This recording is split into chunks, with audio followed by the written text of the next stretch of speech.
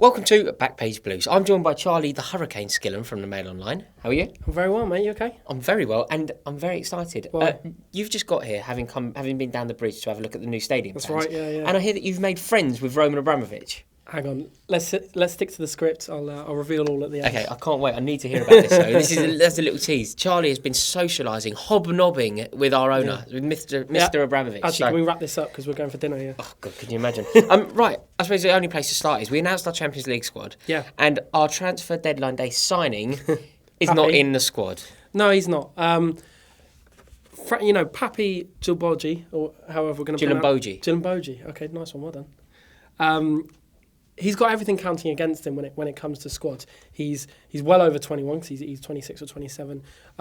He obviously doesn't count for homegrown because he's Senegalese. Right. And he's a defender, which is an area that we're well kind of covered in.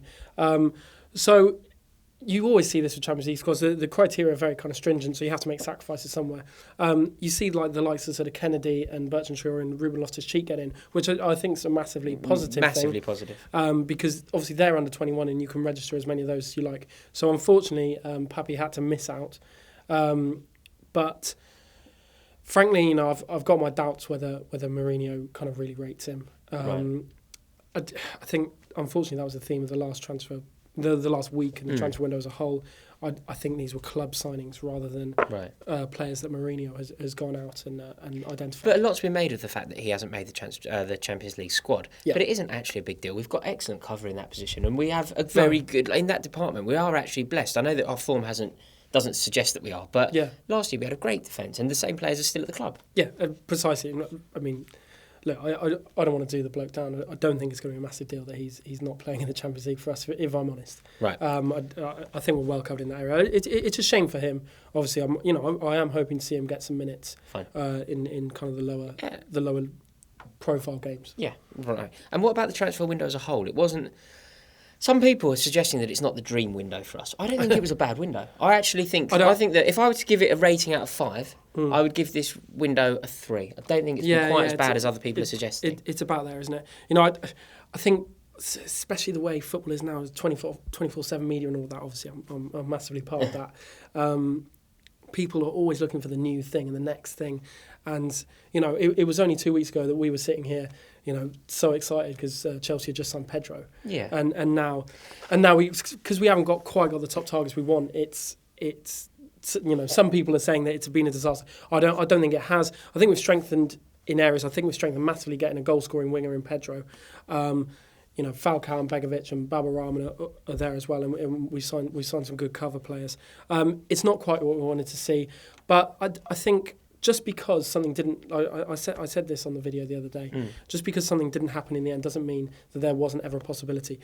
Chelsea tried for Pogba. That's a fact. We went with 2 bids in the last week or so. Chelsea had 2 bids for Pogba very late in the transfer window. I think the day before deadline day, Juventus basically said to Chelsea, at this point, he's not for sale. Yeah. And at this point, with no kind of players coming in, 150 million euros would not get Pogba. And, everything we were hearing from Pogba's camp suggested that, while obviously he's not going to be a Juventus player in 2 years probably, he feels he owes Juventus, which I'd say he does. It's not like he's playing for Rotherham. He's playing for one of the world's biggest. He's playing for one of the world's biggest clubs.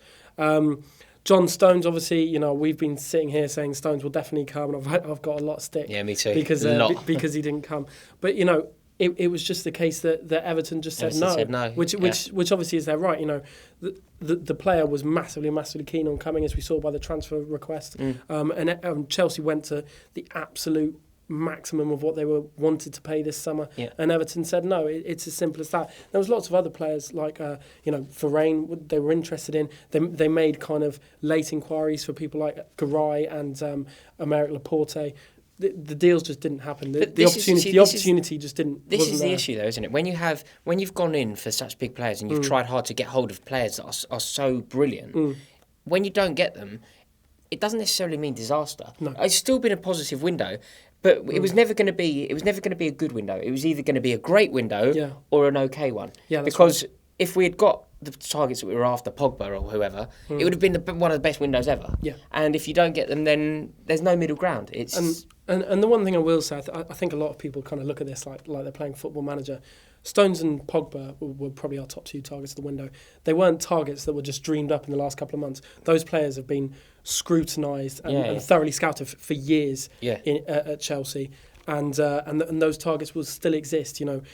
Chelsea will go head to head with Barcelona next summer for Pogba. I think Barcelona will probably win, and Chelsea will be back for Stones. Okay. We'll keep our fingers crossed then. Definitely, nice, looking good. And a more upbeat note, I went to the stadium yesterday to have a look at the plans for the new. I saw. I thought it was brilliant. What do you think? Yeah, I've just come from there now. I was actually quite worried when I saw the pictures that were released in the Mail actually earlier this week. I was really quite worried. I thought the inside of it looked like a blue Emirates. But I think when you go there and you see, they've got those 3 great models of the stadium, and you see how it evolves. I put them up. If you haven't seen them, I put them up on Twitter and on our Instagram account. The 3, like the evolution of Chelsea Football Club Stadium or Stamford Bridge. Yeah, exactly. It's really. I actually got quite emotional seeing how it all changes through the years and stuff. They've got like the stadium my granddad first went to, and my dad grew up with, and obviously the stadium we grew up with. Stadium, and I think they've put so much effort and thought into it. It eased a lot of my fears. I spent quite a long time talking to the architects there. I spoke to that guy. Yeah. He's so knowledgeable on Chelsea Football Club. So helpful, incredible guy. And actually inside, it's really not a kind of bowl. It doesn't look totally soulless. It's got 4 proper sides like Stamford Bridge has always done. Especially the stadium we grew up with anyway. And I think a lot of people are worried about the number of corporates. Things and that. But I'm worried about the number of corporates, actually. But it eased a lot of my fears. It's not going to be one ring of corporates going all the way around. No. It's going to be set across a couple of stands. There's going to be big banks of Chelsea fans and behind one goal anyway, for sure. There's going to be no corporate. Behind both goals. Behind both goals. There's going to be no corporate behind both goals. There's going to be big banks. That's brilliant. So that means that you're going to have 2 banks, just nothing but Chelsea fans, hopefully vocal, vociferous Chelsea fans. That's exactly right. And I think that was a concern that they put across when we went to see the first stadium plans, and I admire the way they've taken that into account. And stuff. I think it's great. And what hit home to me is how important this is for the future. I mean, we've answered so many questions about why didn't we get Pogba, why didn't we get John Stones, blah blah blah. This is about the future Chelsea Football Club. This is the most important thing. When Paul Pogba has been retired for 100 years, this is what hopefully our kids are going to go to. This is far more important than. I completely agree. But do you know what has inspired me lately with Chelsea? I think the future for our fantastic club is so bright. You look at these stadium plans that I went to see yesterday, and I sort of had a lump in my throat. It's so brilliant. It's going to be incredible. I'm not looking forward to Wembley or whatever, but when we eventually get back to Stamford Bridge, it's going to be incredible. Yeah. Our youth team, our young players are doing so well at the moment. I feel like the future is so bright, and also. Since I've started doing this channel, I've been meeting young Chelsea fans, and the future of this club is in such safe hands. I've met some fantastic young lads. A couple of them were there yesterday at the thing, and I'm so excited. And guess what happened to me the other day when I was playing football? I went to play football last week, and look at these 2 lads. Right, I was playing, and I actually felt like a Chelsea winger. But I was playing on one pitch, and there was a sort of training, because it was school holidays. There was a training game going on the other pitch, and these couple of Chelsea fans, they all came to watch the game that I was playing in, and they were chanting for me. That's amazing. I did. I must have I felt like what I used to do to Dan Petrescu, where I used to sit in the family head, shouting at him as he was running past. They were like, "Go on, Rory!" It's incredible. And when meeting these young lads, the future of this club is in such good hands. And with this new stadium to boot, it's just really exciting. So good news, guys. Thank you very much for watching. Hang on. You didn't ask me about Roman. I thought that was going to be part 2. Am I allowed to do it now? You can do it when you want. Charlie has been hobnobbing with Roman Abramovich. Charlie, tell me everything. Really not much to tell. Obviously I went to go and look at the stadium thing, and he was just there. He was there in the room with all the models kind of milling about on his own, actually. There was no kind of massive bodyguards around to him. I just went up, had a little chat with him, and he was really nice. Selfie? Did you get a selfie? No, I didn't. Did he get one with you? Was he keen to have a selfie with you? Yeah, he said, Hurricane, when's the next Backpage Blues coming out? Did he ask after me? Yeah, he asked me if he was signing Pogba, actually. But no, actually, in fact, I think if he knew I was a journalist, he would have scarpered a mile, because he doesn't like us very much. Really? But no, he was really kind of approachable, and it was obviously So did you have a chat? Bit of a buzz to me.